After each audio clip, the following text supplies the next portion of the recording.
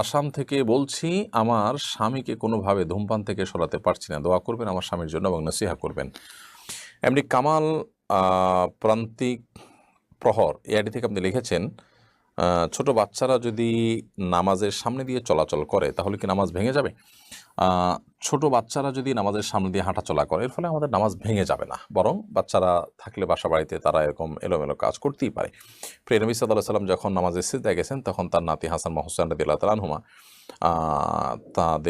তার পিঠে উপর চড়ে বসেছিলেন।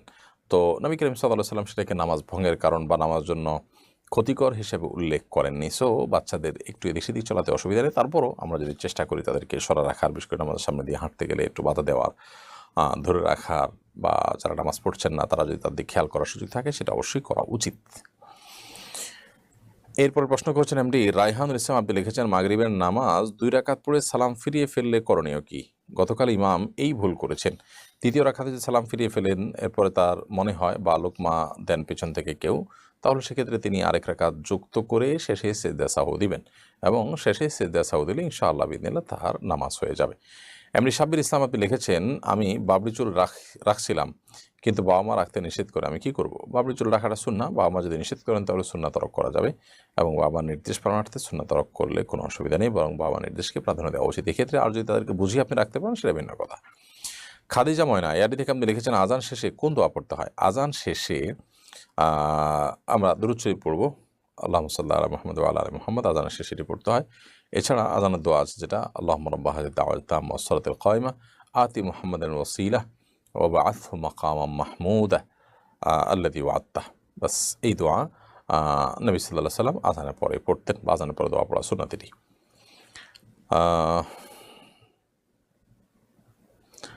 এরপর রাকিব হাসান এআইডি থেকে আপনি লিখেছেন স্বামী স্ত্রী কি দুজন একসাথে নামাজ পড়তে পারবে? স্বামী স্ত্রী দুজন নামাজ পড়তে পারবেন। যার যার নামাজ তিনি পড়ছেন, এরকম যদি হয় সুন্নত বা নফল নামাজ তাহলে তো পাশাপাশি দাঁড়িয়ে পড়তে পারেন। যদি ফরজ নামাজ জামাতের সাথে পড়েন তাহলে স্বামী সামনে দাঁড়াবেন আর স্ত্রী পেছনে দাঁড়াবেন, পাশাপাশি দাঁড়াবেন না। এসে জাহান মঞ্জুরি লিখেছেন কাউকে ধার দিলে ওই টাকার জাকাত দেওয়ার নিয়ম কি? কাউকে যদি আপনি ধার দেন তাহলে সেক্ষেত্রে টাকার জাকাতটা আপনাকে দিয়ে যেতে হবে, কারণ আপনি টাকার মালিক, যাকে ধার দিয়েছেন তিনি টাকার মালিক না। অতএব যতদিন পর্যন্ত তার কাছে টাকা থাকবে জাকাতটা আপনি দিয়ে যাবেন। আপনি হয়তো বলতে পারেন যে টাকার সুফল আমি ভোগ করছি না, ভোগ করছে সে, আমি কেন জাকাত দিব? তো জাকাত দেওয়া তো আপনার লস না। দ্বিতীয়ত হলো যে জাকাত তো যার টাকা আছে তার উপরে পড়তে হয়, যার টাকা নাই তিনি তো লোনই, ঋণগ্রস্ত, তার উপর তো জাকাত প্রযোজ্য হবে না। আর এটাকে আমরা জরিমানা মনে করি, বরং এটা আমার আখিরাতের পাথেয়। ফাতেমা আক্তার মিনা লিখেছেন তাহাজ্জুদ নামাজের নিয়ত জানতে চাই। তাহাজ্জুদ নামাজের আলাদা কোনো নিয়ত নেই, আমি তাহাজ্জুদের নামাজ পড়ছি, এটা তাহাজ্জুদের নামাজ, এটা আপনার মানসিকতার মধ্যে থাকলেই চলবে ইনশাআল্লাহ তাআলা। মোহাম্মদ নুরুল ইসলাম লিখেছেন আমার কোনো ভালো কাজের জন্য যদি মা বাবা কষ্ট পায় বা তাদের কথা অমান্য হয় তাহলে কি আমার গুনাহ হবে? যেমন আমি সকালে তাহাজ্জুদ পড়ার জন্য ঘুম থেকে উঠি কিন্তু তারা বলে আমার এই বয়সে তাহাজ্জুদ পড়ার প্রয়োজন নেই এবং তাদের ঘুমেও ব্যাঘাত সৃষ্টি হয়, এখন আমি কি করব? দেখুন, আপনার বাবা মা যদি ডিস্টার্ব ফিল করেন তাহলে আপনি তাহাজ্জুদ পড়বেন না, কিন্তু যদি তাদেরকে ডিস্টার্ব ফিল করা ছাড়া আপনি তাহাজ্জুদ পড়ার সুযোগ থাকে তাহলে সেটা আপনি করতে পারেন। আর আপনার নিজের স্বাস্থ্যের দিক বিবেচনা করে তারা যাতে তাহাজ্জুদ পড়তে নিষেধ করেন তাহলে সেটাও আপনি আমলে নেওয়ার চেষ্টা করবেন মা বাবার নির্দেশের কারণে, কারণ মা বাবার নির্দেশ রক্ষা করা নফল বা সুন্নত আমল করার চাইতে অধিকতর গুরুত্বপূর্ণ। তবে তাদেরকে যদি আপনি বুঝিয়ে নিতে পারেন যে আমি তাহাজ্জুদ পড়ছি আল্লাহ তাআলার নৈকট্য লাভের জন্য এবং আল্লাহ তাআলার নৈকট্য লাভ করার এটা একটা মোক্ষম সুযোগ, এবং তাদেরকে যদি বোঝান যে আমি রাতে তাড়াতাড়ি শুয়ে পড়ি, আমার ঘুমের কোনো ঘাটতি হয় না, এরকম নানাভাবে আপনি কনভিন্স করার চেষ্টা করতে পারেন, তাহলে সেক্ষেত্রে আপনি করবেন। আলমগীর শেখ লিখেছেন আমি ভারতের নদিয়া জেলার হাটরা থেকে বলছি, আমাদের গ্রামে মসজিদে জুমার খুতবা দেওয়ার সময় এবং নামাজের সময় বাচ্চারা দুষ্টুমি করে, এতে নামাজে এবং খুতবাতে মনোযোগ থাকে না, আমলটা কবুল হবে তো? দেখুন, মসজিদে জুমার খুতবা দেওয়ার সময় এবং নামাজের সময় বাচ্চারা একটু আধটু দুষ্টামি করবে এবং এটার কারণে আপনার সামান্য ডিস্টার্ব ফিল হলেও আপনি সবর করার চেষ্টা করবেন, মনকে নামাজ দিকে আনার চেষ্টা করবেন এবং এটাকে সহনীয় করে নেবেন, আপনার আমল কবুল হবে ইনশাআল্লাহ তাআলা। নবী সাল্লাল্লাহু আলাইহি ওয়াসাল্লামের নামাজের সময় বাচ্চারা টুকটাক দুষ্টুমি করতো। নবী সাল্লাল্লাহু আলাইহি ওয়াসাল্লাম সিজদা যাওয়ার সময় তার নাতি তার পিঠের উপর উঠে বসেছিলেন, কিছুটা ডিস্টার্ব হয়েছে কিন্তু তিনি সেটাকে সেটার কারণে আপনার তার মেয়েকে ভর্ৎসনা করেন না যে নাতি কেন পিঠে উঠলো বা পিঠে ওঠা উচিত নয় বা বাচ্চাদের মসজিদে আনা উচিত, কোনো কথা বলেন নাই, তিনি এটাকে সহনীয়ভাবে দেখেছেন। মোহাম্মদ নুরুল ইসলাম লিখেছেন একজন কিশোর হিসাবে আমার কতটুকু ইসলামের জ্ঞান অর্জন করা জরুরি এবং তা কীভাবে অর্জন করব? কিশোর বয়সে আমাদের ইমান এবং নামাজ সম্পর্কে জ্ঞান অর্জন করা, নামাজের প্রাসঙ্গিক যে বিষয়গুলো আছে উযু ইত্যাদি পবিত্রতা অর্জন, সেগুলোর জ্ঞান অর্জন করা আমাদের উপরে বেশি গুরুত্বপূর্ণ এবং ফরজ। আর এর বাইরে ইসলাম নিয়ে যে সমস্ত ধোঁয়াশা আছে আজকাল, বিশেষ করে শিক্ষার নামে যে সমস্ত কুশিক্ষা দেওয়া হচ্ছে স্কুলে, যারা শিক্ষা প্রতিষ্ঠান এমনকি আর মাদ্রাসাগুলোতে, সেগুলো থেকে বাঁচবার জন্য এগুলোর যে আপনার অসারতা আছে সেটা জানা কিশোর বয়স থেকে আমাদের কর্তব্যের অংশ হয়ে যায়। কারণ আমি জ্ঞান অর্জনের নামে, শিক্ষার নামে যদি কোনো ইমান বিধ্বংসী বিষয় শিখি, তাহলে সেক্ষেত্রে সেটা আমার জন্য ক্ষতিকর। সো সে বিষয়ে আমাদেরকে সতর্কতা অর্জন করতে হবে কিশোর বয়স থেকেই। সেটা অবশ্য বা আমার সহযোগিতায় সে সম্পর্কে আমাদের সাবধান থাকতে হবে যে এখানে বইয়ের অমুক অংশে শিক্ষার নামে কুশিক্ষা দেওয়া হয়েছে এবং ভুলভাল জিনিস শেখানো হয়েছে। মাহমুদ রিমন লিখেছেন, আমার বয়স 24, আমার মাথায় চুল পেকে গেছে, আমি চুলে কোনো কালার করতে পারবো কিনা? চুল যদি পেকে যায় তাহলে এই পাকা চুল সাদা রাখা নিষেধ, এবং এটা ইহুদিদের আলামত, ইহুদিদের তাদের অভ্যাস এবং স্বভাব। নবী করিম সাল্লাল্লাহু আলাইহি ওয়াসাল্লাম বলেছেন যে গায়রু হাদা সেই, তোমরা তোমাদের এই সাদা চুলকে তোমরা পরিবর্তন করো, তবে ওজন সেওয়া, তিনি বলেছেন কালো কালারকে তোমরা পরিহার করবে, অর্থাৎ কালো কালার দিবে না, অন্য কোনো কালার দিবে। এরপরে আখিনুর মিমি লিখেছেন, তাহাজ্জুদ ফজরের নামাজের কতক্ষণ আগে পড়তে হয়? তাহাজ্জুদের নামাজ আপনি ফজরের আজানের 5 মিনিট আগেও পড়তে পারেন, কোনো অসুবিধা নেই।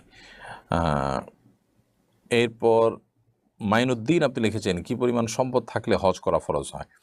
যদি হজের মৌসুমে হজ করে আসা মতো, বা হজের রেজিস্ট্রেশন যখন চলে তখন হজ করার মতো টাকা থাকে, বা আপনি তখন রেজিস্ট্রেশন ফি দিয়ে ওই বছর হজ করতে পারবেন, এরকম টাকা আপনার কাছে থাকে, তাহলে সেক্ষেত্রে হজ ফরজ হয়ে যায়। এবং হজ করে আসা পর্যন্ত যে খরচ খরচা সেটা আপনি বহন করবেন, পাশাপাশি ওই সময়টাতে স্ত্রীর এবং সন্তানদের ভরণ পোষণ দিয়ে যেতে পারেন। তো সাধারণত আজকাল হজে যে টাকা খরচ হয় 7-8 লাখ টাকা খরচ হয়, এর পাশাপাশি হজ করে আসতে যে 1 মাস সময় লাগে সর্বোচ্চ, এই 1 মাসে ভরণ পোষণ দিতে আর কয় টাকা লাগে? যার কাছে 7-8 লাখ টাকা আছে ওইটা তার কাছে কোনো ব্যাপার না। তো খোলাসা কথা হলো, পরিবার ভরণ পোষণ দেওয়ার ব্যবস্থা যদি থাকে হজ করে আসা পর্যন্ত, এবং হজ করে আসার মতো আর্থিক সঙ্গতি থাকে, তারপর হজ ফরজ হবে। এরপরে মানসুরা আমির আপনি লিখেছেন, নফল নামাজের কোনো নির্দিষ্ট সময় আছে কিনা? নফল নামাজ এটার নির্দিষ্ট কোনো সময় নেই, যে কোনো সময় আপনি নামাজ পড়তে পারেন, তবে নিষিদ্ধ সময়গুলোতে নামাজ পড়বেন না। যেমন সূর্য যখন ঠিক উঠে পূর্বাকাশ দিয়ে, আবার সূর্য যখন ঠিক ডুবে, এবং সূর্য যখন ঠিক মাঝে অবস্থান করে, এই সময়গুলোতেই আপনি নামাজ পড়বেন না, সেটা হোক ফরজ হোক নফল, কোনো নামাজই না। জান্নাতুল ফেরদাউস লিখেছেন, আমার বাবা মারা গেছেন, তিনি ওমরা করেছেন, হজ করার জন্য টাকা রেখেছিলেন, এখন আমার মা কি সেই টাকা একা হজ করতে পারবেন? আপনার বাবা যদি হজ করার জন্য টাকা রেখে থাকেন, তিনি হজ করতে না পারেন, তাহলে সেই টাকা দিয়ে আপনার বাবার তরফ থেকে হজ করানো উচিত। আপনার মাকে সে টাকা দিয়ে হজ করাবেন না। মায়ের আলাদা টাকা থাকলে তার উপর হজ ফরজ হবে, আর নাহলে তার হজ হবে নফল। আর আপনার বাবার টাকা ছিল কিন্তু হজ করতে পারেন নাই, সো তার উপরে হজ ফরজ ছিল, তিনি সেটি করতে পারেন। এখন করলে তার পক্ষ থেকে বদলি হজের ব্যবস্থা করলে তিনি আশা করা যায় দায়মুক্ত হবেন। সো এখানে আপনার মাকে হজ না করিয়ে তার পক্ষ থেকে, বাবার পক্ষ থেকে হজটা করার ব্যবস্থা গ্রহণ করতে হবে। নুরুল আলম আজাদ লিখেছেন, আমি আফ্রিকায় মোজাম্বিক থেকে দেখছি, আমার বাবা গুরুতর আহত হয়ে মালয়েশিয়া হসপিটালে আছেন, দোয়া কামনা করছি। ভাই নুরুল আলম আজাদ, আমরা আমাদের লাইভ অনুষ্ঠান থেকে আপনার প্রিয় বাবার জন্য দোয়া করছি, যিনি মালয়েশিয়া হসপিটালে চিকিৎসাধীন আছেন। আল্লাহ সুবহানাহু ওয়া তাআলা তাকে পরিপূর্ণ শিফা কামরা দান করেন। আল্লাহ তাআলার কুদরত তার প্রতি আল্লাহ জাহির করেন, আল্লাহ তাআলা আপনার বাবাকে আপনাদের মাঝে নিরাপদে আবারও ফিরিয়ে দেন, আমরা সে দোয়া করছি। আমাদের সমাজের দর্শকরাও দোয়া করবেন, আমাদের অনেক দর্শকরা অসুস্থ, অনেকের প্রিয়জনরা অসুস্থ, আল্লাহ সুবহানাহু ওয়া তাআলা যেন আমাদের সবাইকে শিফা কামরা দান করেন। আমরা প্রত্যেকে একে অন্যের জন্য দোয়া করব। এরপর আবদুল্লাহ কাজল লিখেছেন, তারাবির সালাত পড়ানোর জন্য মুসল্লিদের কাছ থেকে টাকা আদায় করে হুজুরকে দেওয়া যাবে কিনা? সূরা তারাবি দেওয়া যেতে পারে, যেহেতু আপনি ইমাম নিযুক্ত করেছেন, ইমামের পারিশ্রমিক দিবেন, তিনি মাস জুড়ে আপনার এখানে থাকবেন। আর যদি খতম তারাবি হয় তাহলে সেক্ষেত্রে সেখানে কোরআন পাঠের বিনিময়টাই মুখ্য হয়, সেজন্য উলামা কেরাম নিষেধ করেন। সো এরকম ক্ষেত্রে ওই ইমামকে যদি 1 ওয়াক্ত বা 2 ওয়াক্ত ইমামতি দায়িত্ব দিয়ে তারপরে তার বেতন ফিক্স করে দেওয়া হয়, তাহলে সেক্ষেত্রে তার জন্য চাঁদা তোলাতে কোনো অসুবিধা নেই, এবং সেই চাঁদা দেওয়াতেও কোনো অসুবিধা নেই। মারুফ আপনি লিখেছেন, তারাবির জন্য হাফেজ নিয়ে একদার উত্তম পদ্ধতি কি? উত্তম পদ্ধতি হলো ভালো বিচক্ষণ হাফেজ এবং ভালো আলেম দেরকে নিয়ে বোর্ড গঠন করা, এবং তার হিফজের মান যেমন দেখতে হবে, তার আমল, তার আখলাক, তার ব্যক্তিগত কর্ম, সেগুলোকে নিবিড়ভাবে পর্যবেক্ষণ করতে হবে, তাহলে ইনশাআল্লাহ ভালো হাফেজ আমরা উপহার পেতে পারি। এরপরে আফরোজা রিন এডি থেকে আপনি লিখেছেন, আমার বাবা মায়ের বিয়ে হয়েছে আজ থেকে 34 বছর আগে, কিন্তু আমার বাবা মাকে এখন মহারণা দেননি। বিয়ের সময় দেনমোহর ছিল 1 লাখ টাকা, এখন যদি দেনমোহর বাবা দেন তাহলে এই টাকা দিবে নাকি এত বছরে টাকা বৃদ্ধি পাবে? না, যেহেতু আপনার এই মূল্যবৃদ্ধির কারণে আপনার টাকার অঙ্কের মধ্যে কম বেশি হয়ে থাকে এবং আপনার মুদ্রাস্ফীতি হয়ে থাকে। তো মুদ্রাস্ফীতির বিষয়টিকে আমলে নিয়ে লোন পরিশোধ করার পর শরিয়া অ্যালাউ করে না, কারণ এটা সুদে পরিগণিত হতে পারে। সো আপনার বাবা আগে যে 1,00,000 টাকা ধরেছেন, এখন সে 1,00,000 টাকায় দিবেন। এখন প্রশ্ন হলো, তাহলে তো মা ক্ষতিগ্রস্ত, অনেকদিন পরে টাকার মান কমে গেছে। উত্তর হলো, মা কেন রাজি হয়েছেন? তিনি চাইলে তো শুরুতেই আটকাতে পারতেন এবং তার দাবি আদায় করে নিতে পারতেন, তার হক আদায় করে নিতে পারতেন। সেটা তিনি করেন নাই, অতএব নিজে ছাড় দিয়েছেন। এখন তিনি আল্লাহর জন্য সবর করবেন এবং আল্লাহর ফয়সালাকে মেনে নিবেন, এতে তার কল্যাণ নিহিত থাকবে ইনশাআল্লাহ তাআলা। প্রিয় দর্শক, দেখতে দেখতে আমরা অনুষ্ঠানের একেবারে শেষ প্রান্তে চলে এসেছি এবং আজও অনেকগুলো প্রশ্ন উত্তর আমরা দিয়েছি কোরআন এবং হাদিসের আলোকে। ইন আসাবতু ফামিনাল্লাহি ওয়া ইন আখতাতু ফামিন শাইতান। যদি সঠিক কিছু বলে থাকি আল্লাহর তরফ থেকে, আর ভুল কিছু বলে থাকলে আমার এবং শয়তানের তরফ থেকে। আল্লাহ তাআলা আমাদের সবাইকে ভালো রাখুন, নিরাপদে রাখুন, সুস্থ রাখুন। আজ এ পর্যন্তই। আল্লাহ সুবহানাহু ওয়া তাআলা আমাদেরকে সুস্থ রাখলে, ভালো রাখলে, নিরাপদে রাখলে ইনশাআল্লাহ আগামী সপ্তাহ আবারও দেখা হবে।